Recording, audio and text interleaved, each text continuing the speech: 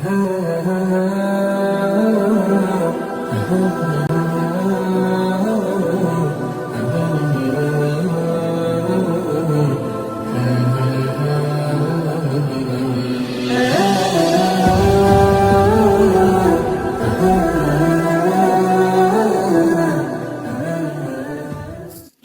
لاہور کے علاقہ گڑھی شاہو میں موجود یہ قدیم دربار، جس کے بارے میں زیادہ تر لوگوں کا ماننا یہ ہے کہ یہ دربار جناب رقیہ بنت علی ابن ابی طالب علیہ السلام کا مزار ہے۔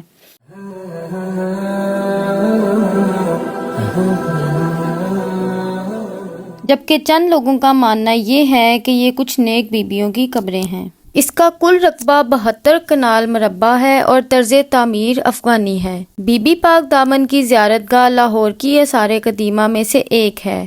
مشہور ہے کہ یہاں پہلے امام جناب علی المرتضیٰ شیر خدا کی دختر جناب رقیہ سلام اللہ علیہا اور دیگر 5 بیبیاں مدفون ہیں۔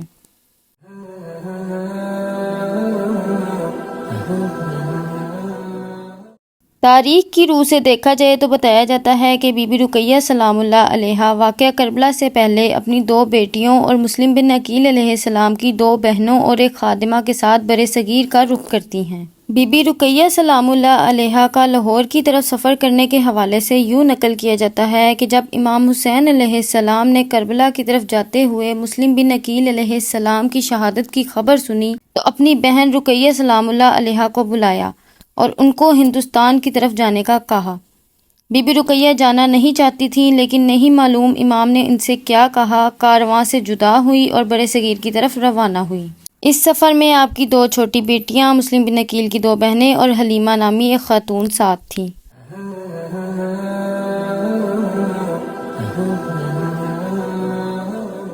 بی بی پاک دامن کے حوالے سے یہ بھی مشہور ہے کہ لاہور ہی میں دفن 11ویں صدی کے صوفی داتا گنج بخش بھی یہاں فاتحہ پڑھنے آتے تھے۔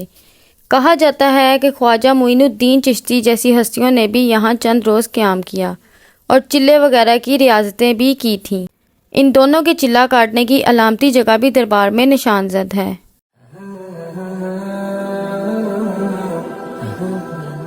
بی بی پاک دامن پر حاضری دینے والے زائرین میں قدرتی طور پر خواتین کی تعداد زیادہ ہوتی ہے۔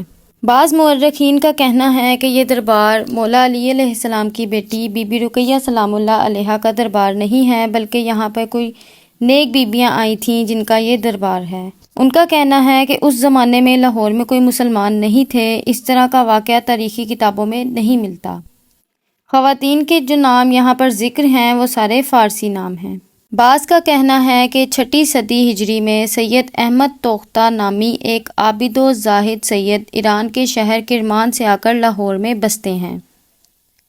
توختہ کی 6 بیٹیاں Bibi Haj Ruqayya, Bibi Taj, Bibi Noor, Bibi Hoor, Bibi Gohar اور بی بی شہباز تھیں۔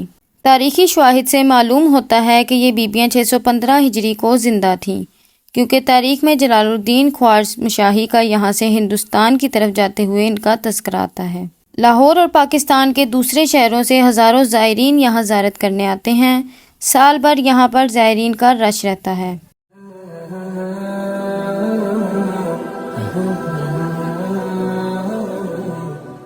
دربار کے ساتھ مسجد نور ایمان، مسجد بابا خاکی اور مسجد محمد امین بیگ واقع ہیں۔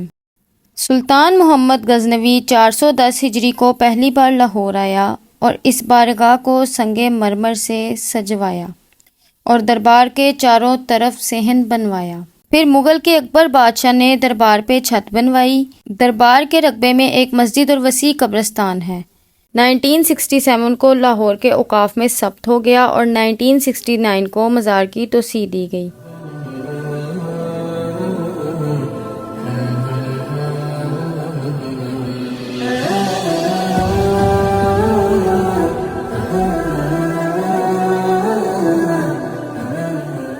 صوبہ پنجاب کی حکومت نے سن 2021 میں ایک بار پھر سے اس کی توسیع کے لیے بجٹ رکھا، لیکن شیعہ اور سنی علماء نے اس کی توسیع پر اعتراض کرتے ہوئے کہا کہ مزار کو اپنی اصلی شکل میں تعمیر کیا جائے اور اس پر ایسی تعمیرات نہ ہوں جو بارگاہ کی شان کے خلاف ہوں، جس پر لاہور ہائی کورٹ نے بی بی پاک دامن کے مزار اور قبرستان کی تعمیر روک دی اور یہ کام تقریباً 4 سے 5 سال تک لٹکا رہا۔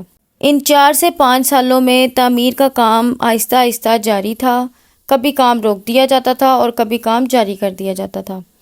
4 سے 5 سال بعد زائرین کے لیے دربار کو دوبارہ سے کھول دیا گیا۔ اگر آپ بی بی پاک دامن دربار کے حوالے سے کچھ معلومات رکھتے ہیں تو کمنٹ سیکشن میں ہمیں آگاہ کیجیے گا۔ اور اب دربار کچھ ایسا دکھتا ہے۔ ہونے لگی اذانیں کیسے سروں کو ڈھانپے، بازو بندھے ہوئے ہیں، خون رو رہی ہے آنکھیں، آنکھوں کے خون سے راستے خون میں نہا رہے ہیں، کیا شام آ گیا ہے، اما فضا بتا دے مجھ کو